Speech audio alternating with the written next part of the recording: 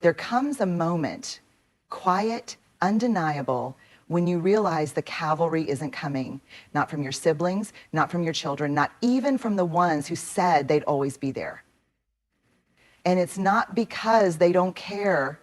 It's because they're living their lives just as you should be living yours. After 60, something inside of you starts to shift. Maybe it's a loss. Maybe it's the silence. Maybe it's the sting of unmet expectations. But here's the truth no one tells you. The pain of waiting is far greater than the effort it takes to build something of your own.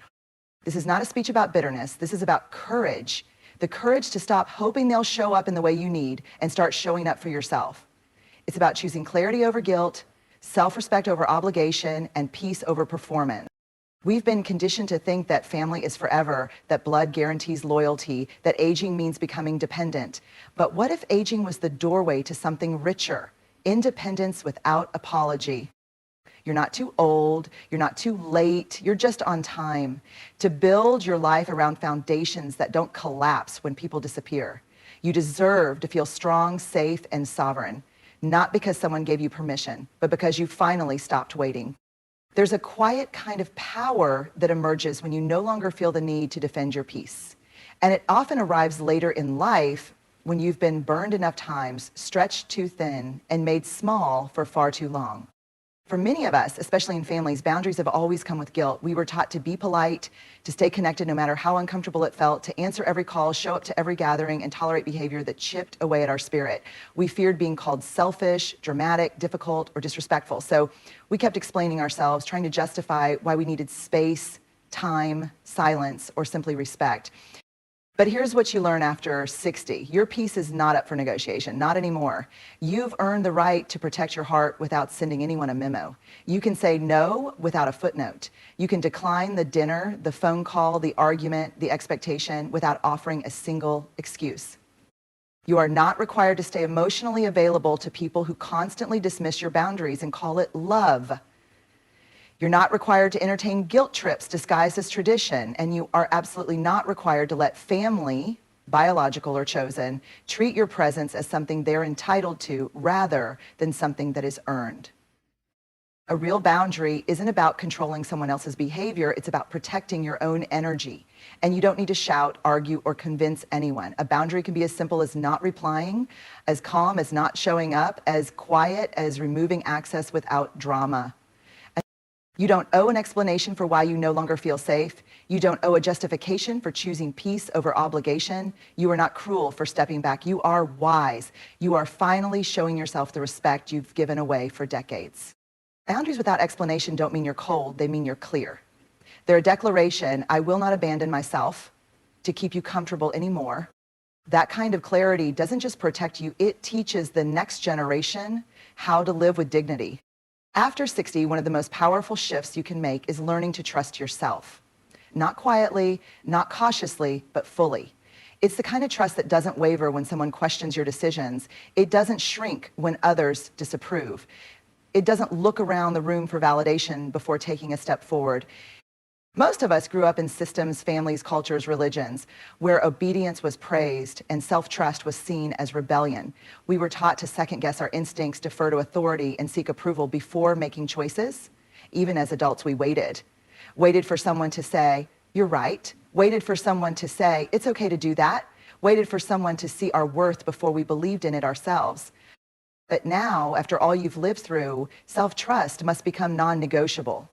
Self-trust means listening to your own voice over the noise. It means knowing what's right for you, even if it makes no sense to your family, your friends, or the people who think they know you.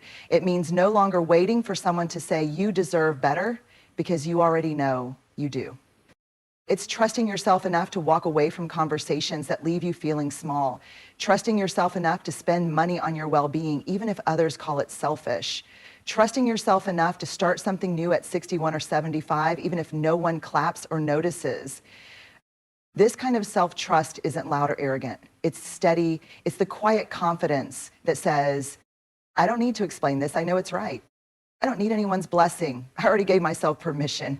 I've spent enough years asking, pleasing, waiting. I choose me now. And when that inner voice begins to grow louder than the doubt around you, you'll realize you were never too late. You were just waiting for your own courage to arrive. By the time you reach 60, you've likely learned the hard way. Not all relationships are meant to be held on to. Some connections, no matter how long they've been in your life or how deep the bloodline, do more damage than good. And the greatest gift you can give yourself in this season is discernment. The wisdom to know who feeds your soul and who quietly starves it. This isn't about bitterness. It's about self-respect. It's about finally admitting what you felt for years. Some relationships leave you emotionally exhausted, mentally second-guessing, and spiritually empty. You hang up the phone drained. You leave the gathering feeling invisible. You show up out of obligation, not desire. That is not love. That is not connection. That is emotional erosion. And it has no place in your life moving forward. So relationships that nourish don't demand explanations for your growth. They celebrate it. They don't make you feel guilty for having boundaries. They respect them. They don't weaponize your vulnerabilities. They hold them with care.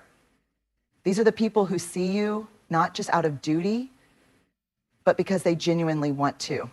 And nourishing relationships don't have to be many. After 60, it's not about having a large circle. It's about having a few genuine souls who meet you in truth, not in performance. Friends who ask how you really are. Companions who don't drain you with drama, competition, or judgment, but who bring ease, laughter, stillness, and sincerity.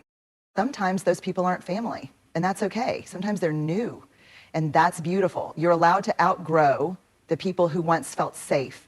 You're allowed to open your heart to strangers who become soul family. You're allowed to rebuild your circle based not on shared history, but on shared healing. This is your time to release the people who only show up when they need something. The ones who treat your kindness like currency, your time like a transaction, your love like a burden. You are not a lifeline for those who refuse to swim. You are not a vessel for other people's emotional debts. You are here to give and receive, not just give until you break. So ask yourself, does this connection bring peace or pressure? Do I feel heard or just tolerated? Am I shrinking to fit this relationship or expanding to meet it? Your answers will tell you everything. Let the rest go, not with rage, but with reverence. You are allowed to love people from afar. You are allowed to honor your heart. And you are allowed to create a life surrounded by energy that heals, not harms. You deserve relationships that nourish you deeply, not ones that cost you your peace to maintain. There's something powerful about reaching an age where you stop spending your energy and your money to be liked, needed, or approved of. Financial clarity, especially after 60, is not just about numbers. It's about boundaries, priorities, and freedom. It's about saying, I am no longer the emotional or financial safety net for everyone else's chaos. For too long, many people, especially in families, have treated your financial generosity like an obligation, not a gift. You've bailed out adult children who refuse to grow up. You've said yes to things that drained you, not because you wanted to, but because you didn't want to be seen as selfish. You've poured from your savings, your retirement, your emotional reserves, hoping it would buy connection, gratitude, or peace. But here's the truth. Financial peace cannot coexist with guilt-based spending, and love should never require a receipt. After 60, your money should start working for you, for your stability, for your rest, for your joy, for your future. You've earned it through years of sacrifice, labor, endurance, and giving. And now it's time for your finances to reflect your values, not your guilt. Financial clarity means asking bold questions without shame. Can I afford this without compromising my well-being? Am I giving out of love or out of pressure? Do I feel peace after this financial decision, or do I feel resentment and fear? You are not required to underwrite someone else's irresponsibility, no matter how close they are to you, especially if that generosity robs you of your own security. This is not about becoming cold. It's about becoming conscious. And it's not just about giving, it's about spending too. After 60, financial clarity invites you to spend with joy, not apology. Take that trip, buy yourself comfort, invest in your health, take that class. Clarity is not selfishness, it's self-respect. And above all, you deserve to feel secure, supported, and sovereign without buying your worth or proving your loyalty through your wallet. When we think of leaving a legacy, we often think of material things, property, heirlooms, money, or a family name. But what if the most powerful legacy you could leave isn't something that can be held in the hand, but something that frees the heart? Emotional freedom after 60 is not just a personal victory, it's a generational gift. For decades, many of us lived under emotional weight that wasn't ours. We carried shame we didn't earn. We stayed silent to keep the peace. We tolerated mistreatment because we didn't want to rock the boat. We performed for love, earned our worth through sacrifice, and wore guilt like a second skin. But eventually you reach a point where the cost of emotional confinement becomes too high, where your spirit whispers, it's time to stop surviving and start living. And that's what emotional freedom is. It's no longer betraying your truth to keep others comfortable. It's no longer managing everyone's reactions just to avoid conflict. It's no longer shrinking, softening, or silencing who you are to fit inside someone else's idea of you. Emotional freedom means you say what needs to be said even if your voice shakes. It means you choose peace over performance. It means you make space for joy without apology, regret, or needing it to be earned. And the beauty of choosing this freedom now, after 60, is that it gives others permission to do the same. It says to the younger generations watching, you don't have to wait your whole life to feel this free. You can speak up, say no, walk away, take space without guilt. You're allowed to choose yourself without explanation. That is a legacy, not the house, not the money, the healing. A legacy of emotional freedom means you've stopped handing down pain that was handed to you. It means the cycle ends with you, not with resentment, but with radical self-awareness and grace. Imagine your grandchildren growing up watching a version of you that wasn't afraid to rest, to laugh, to be misunderstood, to walk alone, to be joyful without justification. Imagine them learning from your life that freedom isn't a reward for pleasing others. It's a right you claim when you finally believe you are enough. After 60, you don't need to prove your worth. You need to live it. And that is how you leave a mark that doesn't fade, a legacy of emotional liberation, born not from perfection, but from the decision to stop waiting for others to change and to instead free yourself. One of the most beautiful transformations after 60 is this. You stop chasing applause and start following alignment. And for so long, many of us lived in service to external validation. We worked hard to be good parents, good partners, good siblings, good children, hoping someone would notice, hoping someone would say, you did a good job. We wore ourselves out giving, fixing, proving, waiting for recognition that often never came, or when it did, felt hollow and late. All the work that we did, but something shifts with age, and with that shift comes freedom. The freedom to ask, what would I do if no one clapped? What would I create or say or pursue if I didn't need anyone to be impressed? That's where true purpose begins, not in being seen, but in being true. Purpose after 60 isn't about chasing significance. It's about meaning, deep soul level meaning that fills you, whether or not anyone ever knows about it. It might be found in tending a garden, volunteering quietly, mentoring someone who never had guidance, painting for no one but yourself, or writing the story you wish someone had written for you. The beauty of purpose in this stage of life is that it's finally for you, not to win a parent's approval, not to impress a child, not to prove your worth, but because you are still here. And that means your life still has rhythm, voice, color, value. And sometimes your purpose is quiet. It doesn't need a platform. It doesn't have an audience, but it heals you, softens you, awakens you. You no longer need a social media post to validate your wisdom. You don't need anyone to label your contributions as inspiring. You are not a brand. You are not a role. You are a whole human being worthy of purpose simply because you exist. And when your purpose is not dependent on praise, you become unshakable, because whether people acknowledge you or not, you know who you are, you know your heart, you know what you're here to give, and you give it freely. That is the deepest kind of purpose, the kind that nourishes you first, the kind that creates ripples without needing recognition, the kind that keeps growing long after applause fades. You are not too old to create something beautiful. You are not too late to matter.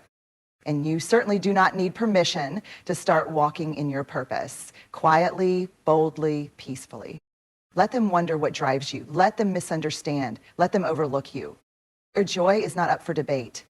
Your purpose doesn't need a podium. It just needs you showing up day by day for what sets your soul alight. You spent decades being everything for everyone, holding it all together, showing up even when you were tired, loving people who didn't always love you back the way you needed. You waited for the phone call. You waited for the appreciation. You waited for someone in your family to finally see you, understand you, care for you the way you cared for them. But at some point, around 60, maybe a little before or after, you realize waiting is a trap that keeps you from living. This next chapter isn't about blame. It's not about cutting people off in anger. It's about releasing expectations that have been quietly wounding you for years. It's about redirecting the love, attention, and energy you've poured outward and finally pouring it inward where it has always belonged. You're not giving up on family. You're giving up on the fantasy that your healing will come from people who haven't done their own. You're stepping into a new kind of strength, one that doesn't need to be rescued, validated, or pitied. You are building a life on foundations that cannot be shaken. A self-trust that doesn't wait for approval. Boundaries that require no explanation. Relationships that feed your soul. Money that serves your peace. Purpose that doesn't beg for praise. And a legacy of emotional freedom that breaks generational chains. You are not too old to begin again. In fact, this might be the first time you're building for you. So stop waiting, start choosing. Not because your family failed you, but because you finally refused to fail yourself. This is your time, not to prove anything, not to fix everything, but to live fully, freely, and on your terms.